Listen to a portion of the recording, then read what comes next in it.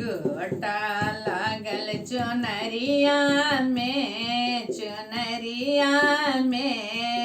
भीड़ बैल मई हरि नगरिया में। गोटा लागल चुनरिया में भीड़ बैल मई हरि नगरिया में। गोटा लागल चुनरिया में भीड़ बैल मई हरि नगरिया में। एक बाजिन पड़ी है माँ के पीछे, एक बाजिन पड़ी है माँ के पीछे। वो तो माँ के चुनरिया खींचे, वो तो माँ के चुनरिया खींचे। बाल के मांगे डगरिए में भीड़ बैल मई हरि नगरिया में। बाल के मांगे डगरिए में भीड़ बैल मई हरि नगरिया में।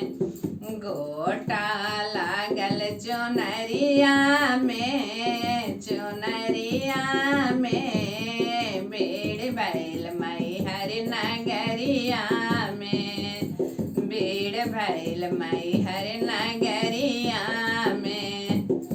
एक कन्या पड़ी है माँ के पीछे, एक कन्या पड़ी है माँ के पीछे। वो तो माँ के चुनरिया खींचे, वो तो माँ के चुनरिया खींचे। जोड़ा मांगे डगरिया में भीड़ भैल मई हरि नगरिया में। जोड़ा मांगे डगरिया में भीड़ भैल मई हरि नगरिया में। गोटा लागल चुनरिया में भीड़ भैल मई हरि नगरिया में।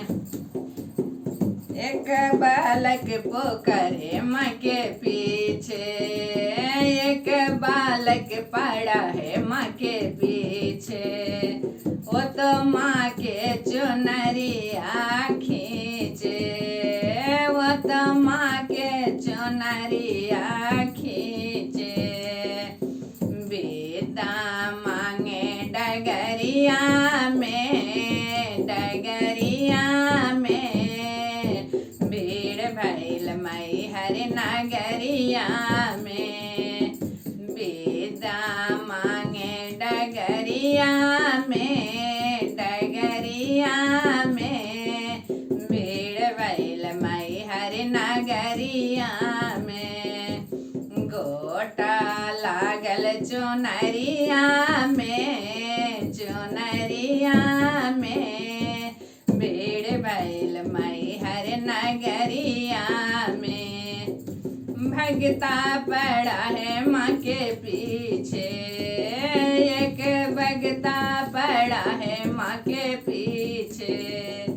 वो तो माँ के चुनरिया खींचे, वो तो माँ के चुनरिया खींचे। दर्शन मांगे डगरिया में भीड़ भैल मई हरि नगरिया में।